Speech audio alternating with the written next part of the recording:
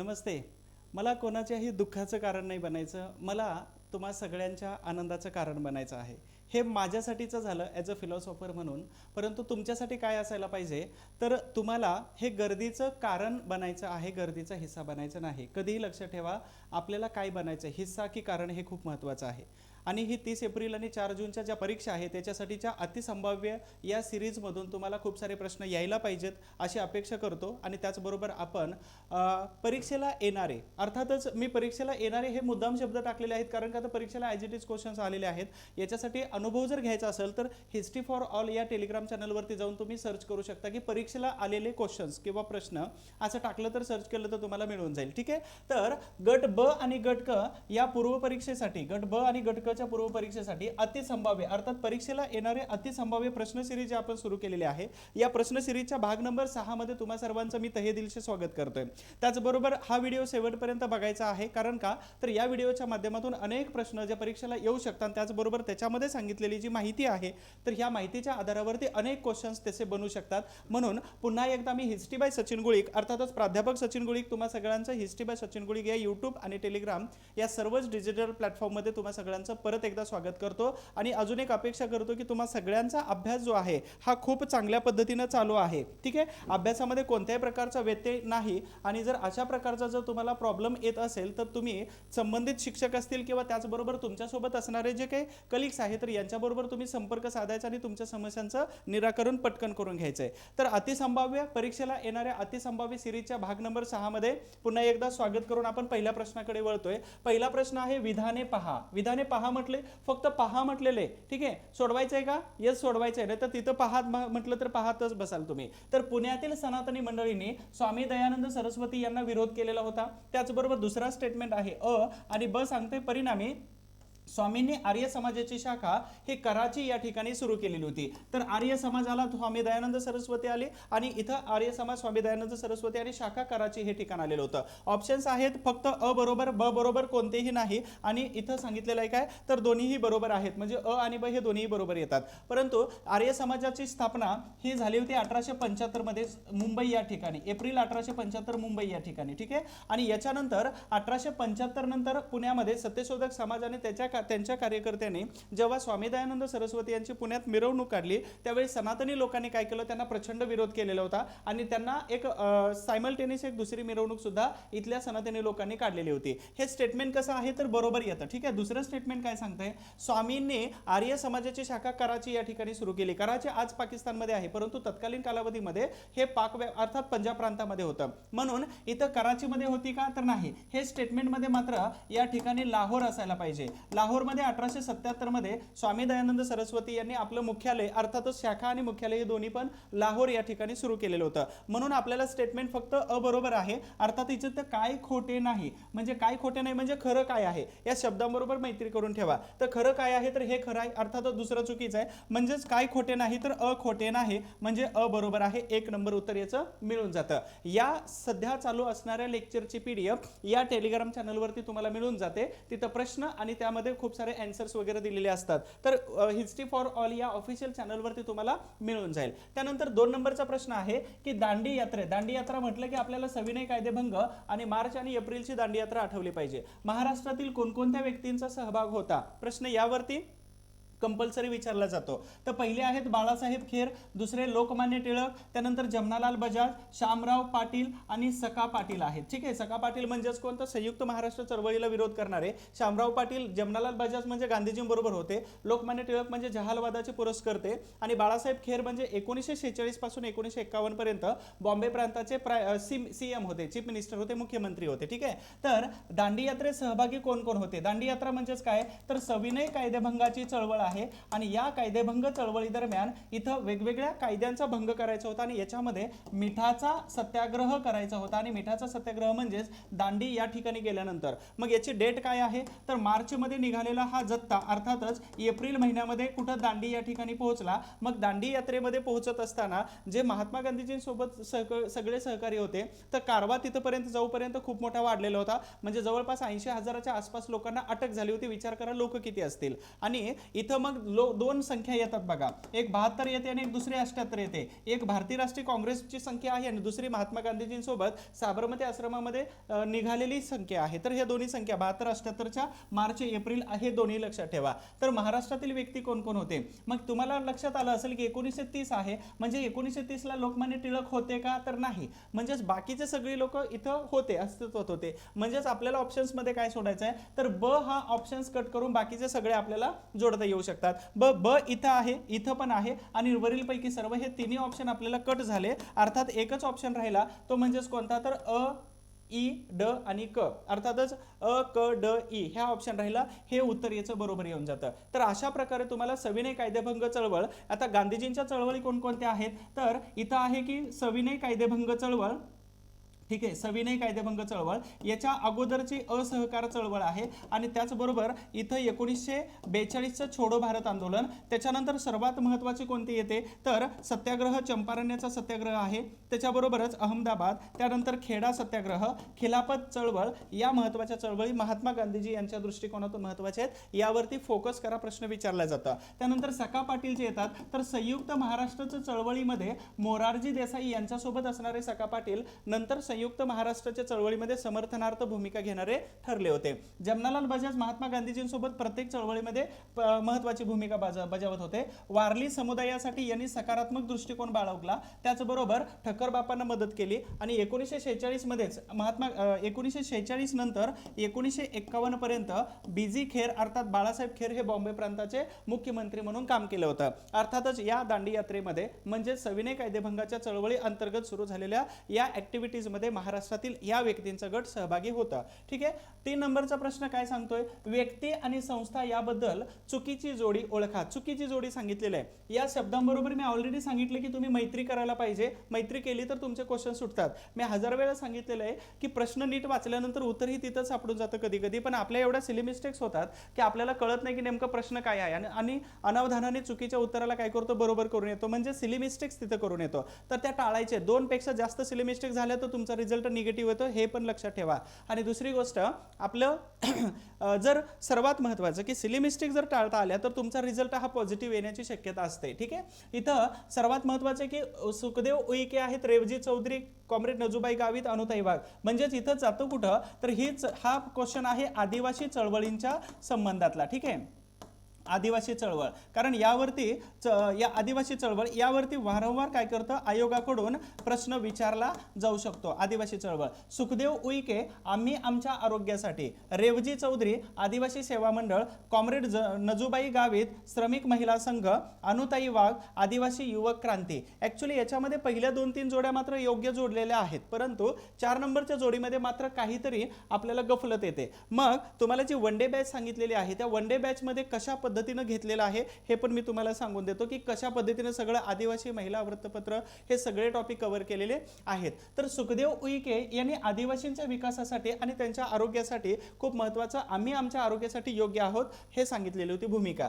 आता कॉम्रेड रेवजी चौधरी जे आहेत त्यांनी आदिवासी सेवा मंडळाची स्थापना केली. कॉम्रेड नजूबाई गावी जे आहेत नंदुरबार मधून श्रमिक महिला संघाची स्थापना केली आणि अनुताई वाघ यांचा जो प्रकल्प येतो तो कोसवाडचा प्रकल्प ऍक्च्युली आदिवासींसाठीच केलं, परंतु यांचा हा प्रकल्प येत नाही. तर इथं वेगळेच व्यक्ती येतात. कोण येतात, तर रामचंद्र जंगले.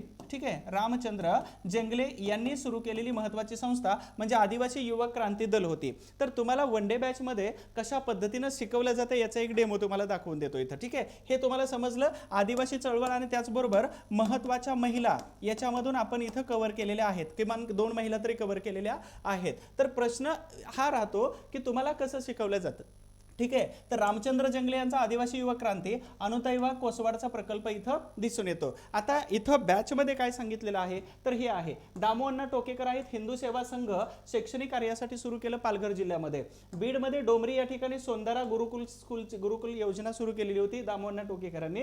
देवबंद या ठिकाणी आदिवासी बहुविध सेवा संघाची स्थापना आणि या माध्यमातून आदिवासींच्या विकासासाठी त्यांनी भरपूर काम केलेलं होतं. त्यानंतर दुसरे महत्त्वाचे व्यक्ती कोण येतात तर देवजी तोफा तोफा, देवाजी तोफा गडचिरोलीमध्ये.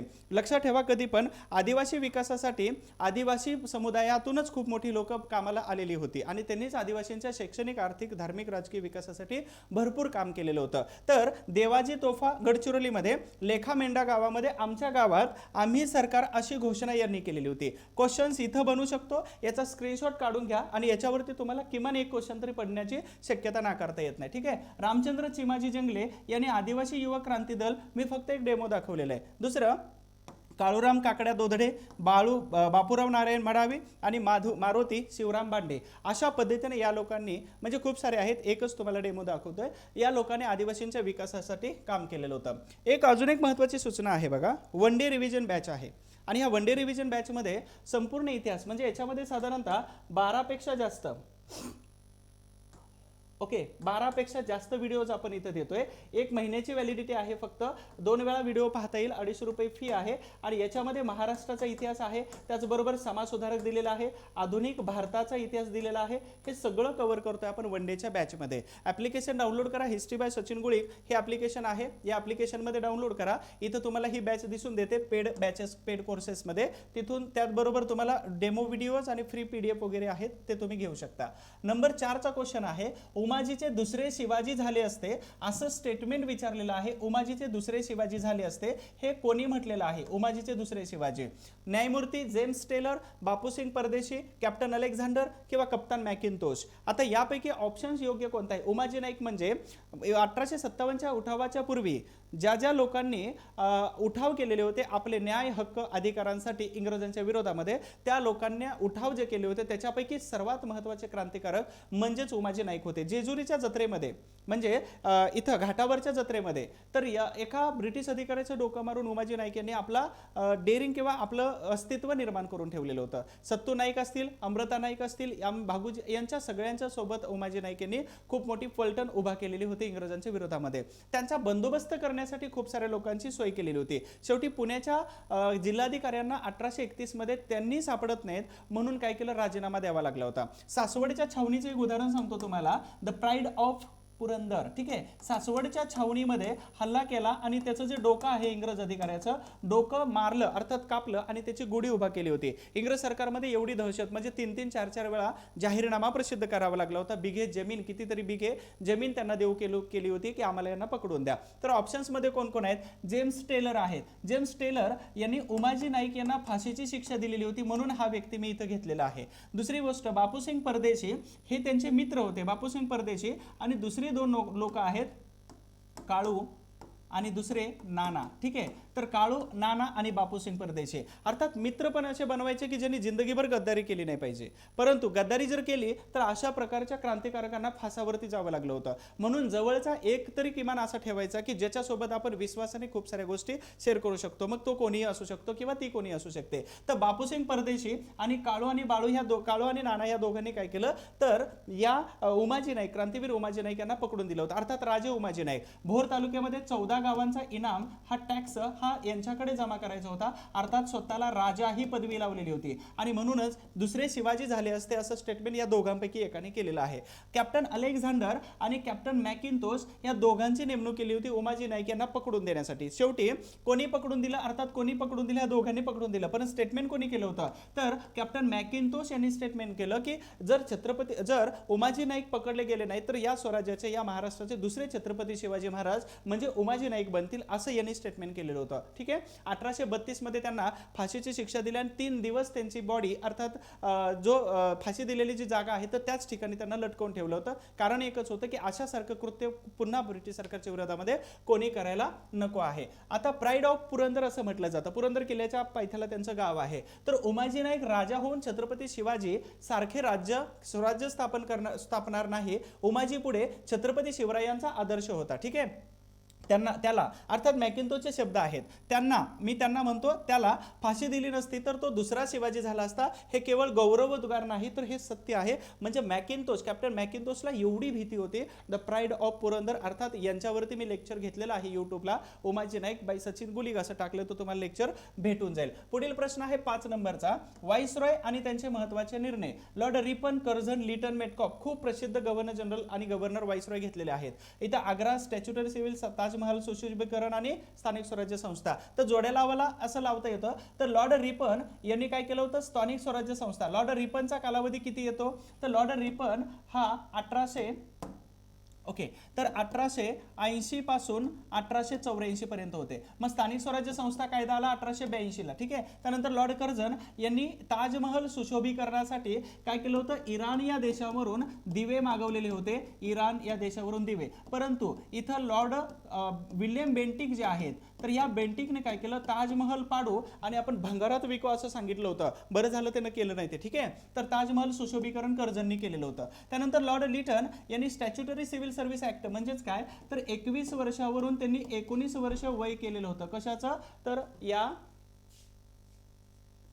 सिव्हिल सर्व्हिस ICS परीक्षेचं. त्यानंतर दुसरं चार्ल्स मेटकॉप जे आहे, तर आग्रा प्रांताचे गव्हर्नर होते आणि आग्रा प्रांत 1834 मध्ये जेव्हा झाला तर त्यावेळी त्यांनी आग्रा प्रांताचं, म्हणजेच आपल्याला उत्तर ड क अ उलट इथे लावता येऊ शकतं. हा 4 नंबरचा ऑप्शन बरोबर आहे. त्यानंतर या काही बॅचेस आहेत, या बॅचेस तुम्ही सबस्क्रिप्शन घेऊ शकता, ऍप्लिकेशन डाउनलोड करा आणि त्याच्यावरून तुम्ही हे घेऊ शकता. 6 नंबरचा क्वेश्चन आहे, ब्राह्मणेतर पत्र आणि त्यांचे संपादक कोण कोण आहेत, तर तरुण मराठा, विजय मराठा, राष्ट्रवीर आणि जागृती आहे. तर तरुण मराठा वर्तमानपत्र हे सावंत यांनी सुरू केलं, परंतु हे चालवायला दिलं कोणाकडे, तर दिनकरराव जवळकर यांच्याकडे 1922 ला. विजय मराठा वर्तमानपत्र श्रीपतराव शिंदे यांनी 1919 मध्ये पुण्यातून सुरू केलं, अर्थात पुण्यातून नंतर कुठे गेले, अहमदनगरला गेले होते. राष्ट्रवीर हे वर्तमानपत्र अर्थात शामराव देसाई यांनी सुरू केलं होतं ब्राह्मणेतर चळवळीतील.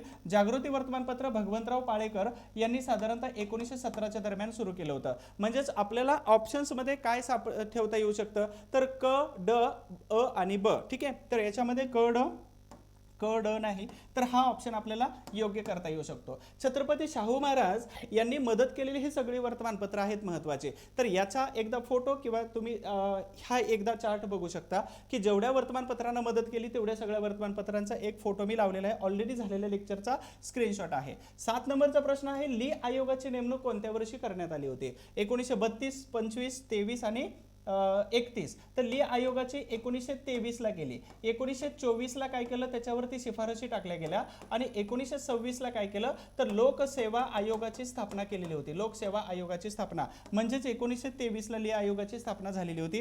हा ली आयोग म्हणजेच आपण जे लोकसेवा आयोगाचे अभ्यास करतो किंवा MPSCचा अभ्यास करतो, तर त्याच्यापैकी 1923 हे खूप महत्त्वाचं वर्ष होतं. नंतर 1924, 1926. तर इथं विश्लेषण दिलेलं आहे. 1924 मध्ये प्रकाशित झालेला जो अहवाल होता, 1923 मध्ये जो स्थापन केलेली समिती होती, ली समिती. ठीक आहे.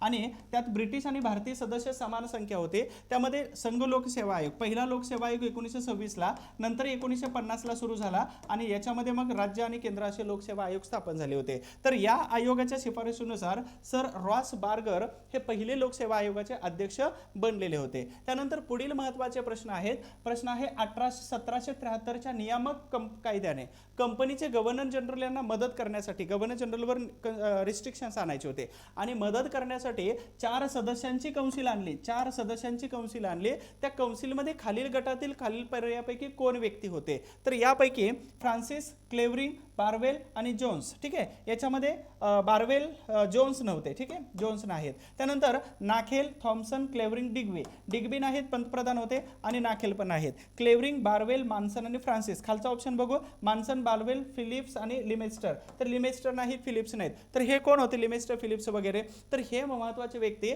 1773च्या कायद्याने 1774 मध्ये सुप्रीम कोर्ट बनलं. त्याच्यामध्ये 1+ इलिजाह इम्पे, हे इलिजाह इम्पे मुख्य न्यायाधीश आणि जे 3 लोक होते ते 3 लोकांपैकी ह्या महत्त्वाच्या व्यक्ती येतात. परंतु अर्थात फिलिप आणि लिमेस्टर. परंतु इथं ऑप्शन्स काय राहिला, तर क्लेवरिंग, बार्वेल, मान्सन आणि फ्रान्सिस. तर हा ऑप्शन ज्याच्यामध्ये जातो. 1773चा जो नियामक कायदा आहे हा भारतात ब्रिटिश कंपनीने आणलेला सर्वात पहिला आणि महत्त्वाचा कायदा येतो. त्याच्यामुळे या कायद्यावरती प्रश्न येतात. आणि त्याच्यानंतर आलेले 1781 सुधारणा कायदा, सेटलमेंट ऍक्ट, 1784चा पिट्स इंडिया ऍक्ट, 1792 नंतर 1793, 1813, 1833, ठीक आहे, 1853 हे सनदी कायदे आहेत. यावरती सुद्धा अनेक प्रश्न येतात. पुढच्या वेळी कायद्यावरती प्रश्न टाकून त्याचं सविस्तर विश्लेषण करून देतो. अति संभाव्य आणि परीक्षेला यायलाच पाहिजे एखादा तरी प्रश्न.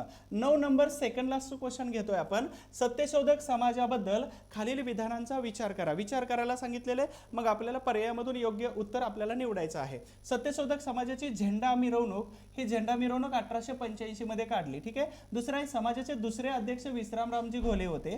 पुण्यातील सोमवार पेठेमध्ये दर रविवारी या सभेची बैठक भरत होती आणि मुखपत्र निबंधमाला होतं. ठीक आहे. आपण या लेक्चरमध्ये फक्त 10च क्वेश्चन घेतोय. हा सेकंड लास्ट क्वेश्चन आहे. आता यामध्ये झेंडा मिरवणूक झाली होती 1885 ला, बरोबर आहे. कोणी केली होती तर केबी म्हणजे कृष्णराव भालेकरांनी, आणि सोमवार पेठेमध्ये गावडे डॉक्टर यांच्या घरी विसर्जन केलं होतं. महात्मा फुले शेवटी आलेले होते.